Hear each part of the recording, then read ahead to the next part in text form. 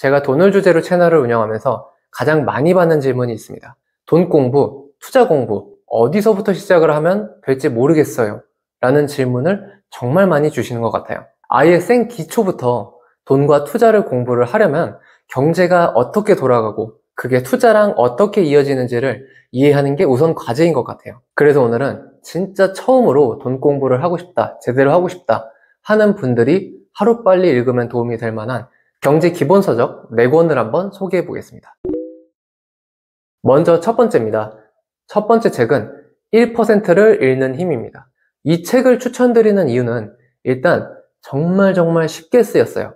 내용이 정말 쉽고 경제와 투자를 연결지어 볼 수 있는 내용으로 구성이 되어 있어요. 미국 달러가 왜 힘이 세고 세계의 기축통화가 되었는지, 기상이변이 발생하면 곡물 가격이 어떻게 변하고 그에 따라 금값이 어떻게 변하는지까지 경제의 흐름을 되게 논리적이면서도 자연스럽게 경제를 쉽게 이해할 수 있게 구성이 되어 있는 책이에요.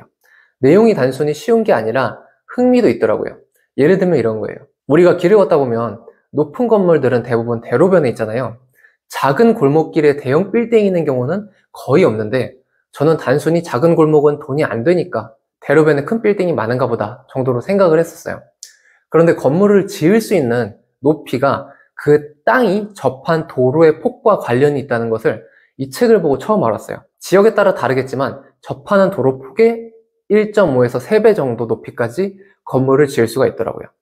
대신 강이나 바다와 접한 땅은 그 강이나 바다의 폭도 높이에 포함을 시킬 수가 있어서 강변이나 해변에 높은 건물들이 많이 있었던 거였어요. 이게 결국 부동산 가치와도 연결이 되는 건데 정말 신기하더라고요.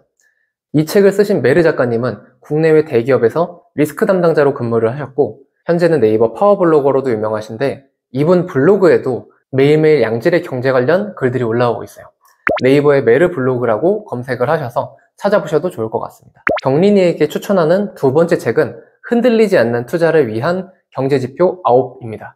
책 이름이 다소 긴데 쉽게 말해서 9가지 경제지표를 가지고 경제를 설명하는 책이에요. 이 9가지 경제지표에는 인구 같은 인적 자원에서부터 유가, 구리, 철광석 같은 원자재, 일본 엔화와 같은 화폐까지 다양한 지표들이 어떤 흐름으로 움직이는지 경제의 가장 중요한 요소인 금리에 따라 주식시장이 어떻게 되는지 등을 정말 쉽게 설명을 하고 있어요. 개인적으로 이 책도 쉽게 쓰이기는 했는데 앞서 설명드린 1%를 읽는 힘이 조금은 더 쉬워요. 대신 이 책이 조금 더 투자에 실질적인 내용이 많이 들어있어서 여기에 나오는 경제지표들을 투자에 적용해 볼 수 있다는 게 장점입니다. 그래서 굳이 순서를 매기자면 앞서 먼저 소개해드렸던 1%를 읽는 힘을 먼저 읽으시고 이 책을 두 번째로 읽는 게 조금 더 효과적인 경제 공부가 될 것 같아요. 세 번째 책은 인플레이션에서 살아남기입니다. 이 책은 우리나라 금융계에서 굉장히 유명하신 분이 쓰신 책인데요. 신한은행 오건영 팀장님이 쓰신 책입니다. 원래도 각종 유튜브 채널에서 워낙 말씀을 잘 하셔가지고 인상 깊게 제가 보고 있었는데요. 이 책 역시 굉장히 쉽게 쓰였어요. 난이도만 놓고 봤을 때는 소개해드리는 책들 중에서 가장 쉽게 읽을 수 있는 책이에요. 또 장점이 책 중간중간 그림이 섞여 있는데 이 그림들이 진짜 편한 느낌을 주는 것 같아요. 특히 요즘같이 금리가 높은 시대에 딱 맞는 책이라서 책이 출간된 지 2년 정도가 지난 지금에 보더라도 이치에 맞는 내용이 많아요. 그래서 더 잘 와닿을 수 있고요. 또 경제를 이해하는 데 가장 기초가 되는 게 금리와 물가예요. 이 두 가지에 특화가 되어 있는 책이기 때문에 금리가 왜 오르고 내리는지, 금리가 오르고 내릴 때의 물가의 방향이나 경제의 변화에 대해 이해하기가 안성맞춤인 책이라고 추천을 드리고 싶어요. 이제 마지막으로 네 번째 책은요. 돈의 심리학입니다. 이 책을 마지막에 소개하는 데에는 크게 두 가지 이유가 있어요. 첫 번째는 분량이 많아요. 전체 분량이 400페이지가량 되는데 입문자가 첫 번째로 선택을 하기에는 조금 부담되는 양이죠. 읽다가 지쳐버릴 수도 있을 것 같아요. 그리고 두 번째 이유는 돈과 투자에 관한 내용이기 때문인데요. 앞서 소개해드린 세 권의 책 같은 경우에는 투자도 투자지만 투자에 앞서 경제 전반을 이해할 수 있게 도움을 주는 책들이고 돈의 심리학은 이러한 이해들이 어느 정도 되었을 때 투자자의 마인드를 가질 수 있게 도움을 주는 책이에요.